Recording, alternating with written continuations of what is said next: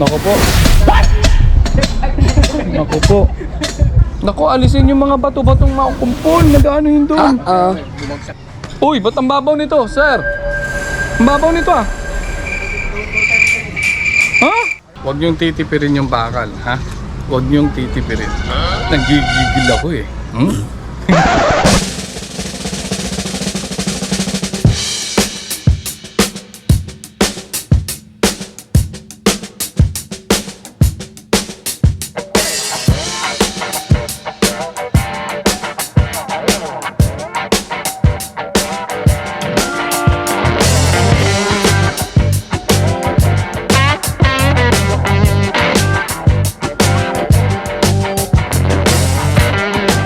Good afternoon mga tol, kamusta kayo dyan? So ngayon, sisilip tayo dun sa ating project site sa Montalban. May problema daw. So nai-design ang bahay sa 2-story. Nai-design ito sa ganitong kalalaking puting. Mamaya sasabihin ko sa inyo kung ano mga sukat na puting. Pero yun ang nasa plano, yun ang na-aprobahan. Pero hindi yun pwedeng gamitin. Ang tanong, bakit hindi pwedeng gamitin? Panoorin nyo ito. Tara, samahan nyo ako.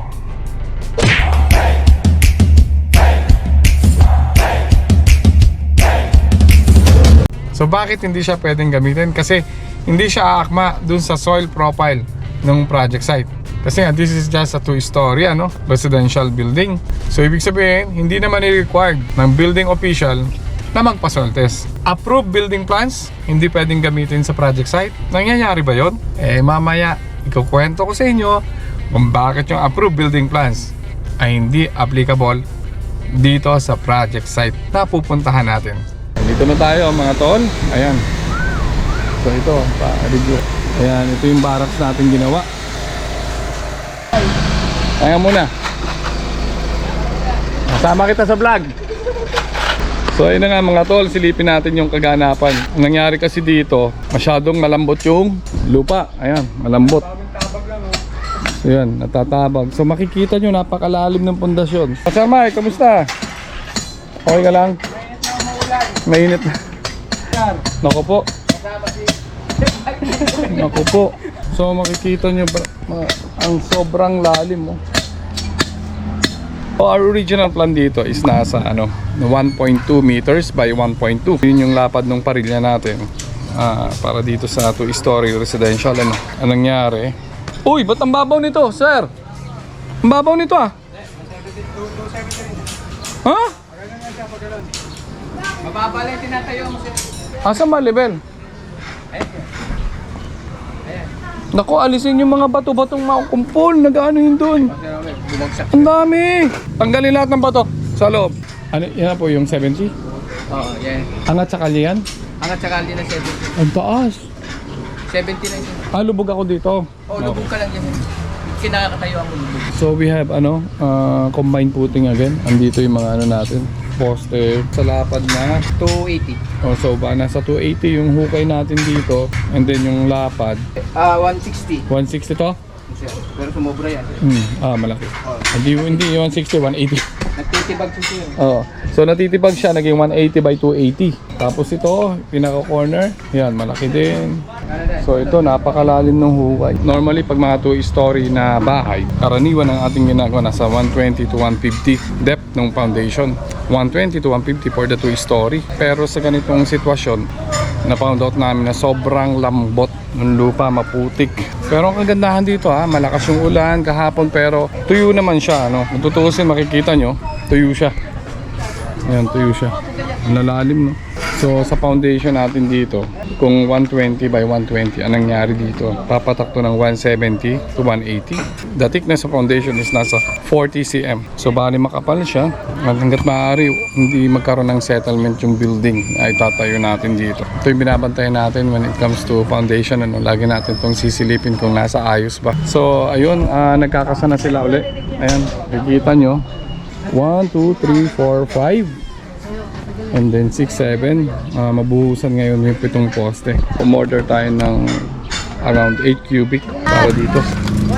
So isa sa mga pinaka mahirap yung pagtatayo ng poste, pero once na itali mo na yan, Madali tayo. Angat. eh, madali-dali na. Yung mga nakuha natin mga soil dito muna natin nilagay. Medyo malaki naman yung area. May working area pa tayo doon.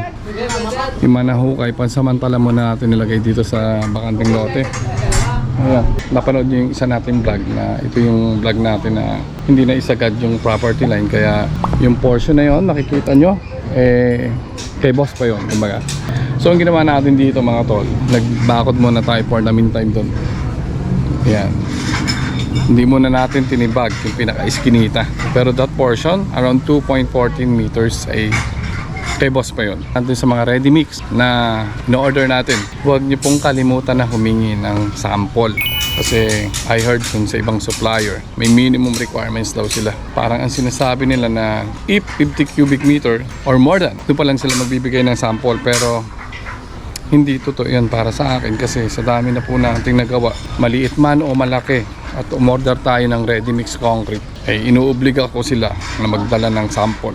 After 28 days, they will give us certificate na yung in-order nga natin ay nasunod, yung gusto natin. Katulad dito, we ordered 3,500 PSI para sa mga pundasyon. 14 days po. Bakit 14 days? Sa mga nagtatanong, kasi para mas mabilis, mas kaya niya yung mga load. Typically, 28 days ang curing. Pero dito, ginawa natin 14 days kasi medyo masama yung panahon. Kailangan mas mabilis yung curing days natin dito. Hindi naman laging 14 days yung in-order natin sa mga pundasyon. Every other day umuulan, kailangan mas mabilis yung natin curing. Kasi the moment na medyo mabagal yung pace ng construction, may delays na mangyayari because of the weather. At yun ang iniiwasan natin. Hanggat maaari, kung makakabuhos kayo, eh magbuhos na kayo. Meron tayong concrete cover, kung makikita nyo dito sa transit. Bali ito yung reference natin from the lumang pader, lumang bakod. Ayan, may 4 cm tayong concrete cover. Ayan, para dito.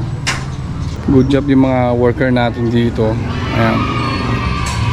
So nagagawa nila na maayos yung trabaho, ayos naman. Nice. I think this is 50 na poste para sa building A, and then meron pa rin tayong building B. So ang inuna natin dito is building A for 4 units sa ground floor at 4 units din sa second floor. May working area tayo dito. Ayan. Diretso pa rin sila sa pagtatali. Kuya, anong pangalan mo? Elwin. Sir, Kuya Elwin. Ayan. Hello. Ilang taon ka na steelman, Kuya? 25 years na.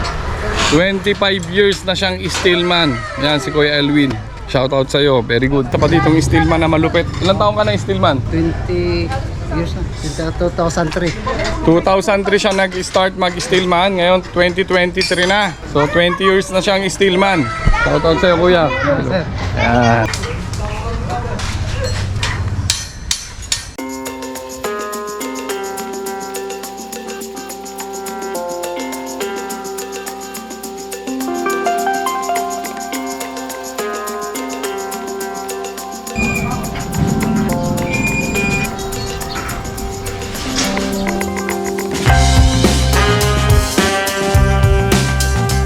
Pagka nagpapabuhos tayo, humihingi tayo ng sample doon sa supplier ng ready mix natin. At yung iba nagsasuggest sa planta na lang daw. Kami pag nagre-request ay dapat sa project site para malaman natin kung sigurado bang nasunod yung desired PSI na na-request natin sa kanila or yung in-order natin. Umorder tayo ng 3,500 PSI for 14 days curing. That is ordinary ready mix. So may tinatawag na PCD or the pump crate design. Yun yung ginagamitan ng mga line pump or boom pump. Pero dito, ordinary ready mix concrete. May mga plano pa lang nagawa na at approved ng building officials pag minsan hindi ito pwede or hindi applicable sa actual na nangyayari. Katulad dito, ang typical na pundasyon at nakadesign dito ay para sa 1.2 by 1.2 meters lamang yung mga parilya, yung puting natin. Pero dito, hindi pwede yon kasi sobrang lambot ng lupa. Ang ginawa natin, we widen the width of the puting and then we increase din yung depth, yung lalim ng puting. Typically, pag dalawang palapag lang, we use 1.2 to 1.4, 1.5. Pero dito, mas nilaliman pa natin, mas nilaparan pa natin. So, ang mangyayari dito, medyo costly, dumami yung volume ng konkreto natin. dumami rin yung number of rebars natin. So bali, we intended to widen the width of the footing. Sa sinasabi ko, hindi porke na-approve na ng building officials, pero pag nakita mo ng katulad dito, yung sitwasyon dito, napakalambot ng mga lupa. Kasi the moment na malambot yung lupa, although naka-design nga tayo sa 1.2 by 1.2, pero nakita mo hindi naman applicable. Medyo tagilid ka pa. So as a engineer, ang tip ko sa inyo, wag na wag kayong magpapabawas o wag na kayong magbabawas ng mga lapad at lalim ng puting. Hanggat maaari, ibigay nyo yung best para sa foundation. Kasi yan yung pinaka-importante sa structure natin.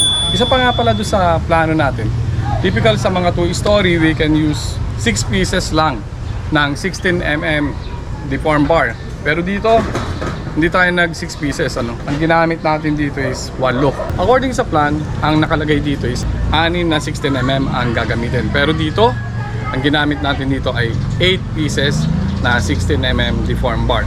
Huwag na huwag kayong magbabawas ng bakal when it comes to structural member. Huwag niyong titipirin yung bakal, ha? Huwag niyong titipirin. Nanggigigil ako eh. Joke. So yun nga mga tol, maraming salamat sa pagsama. Yung mga hindi pa po nagsusubscribe, mag-subscribe na kayo. Hanggang sa susunod na video natin ha. Ingat!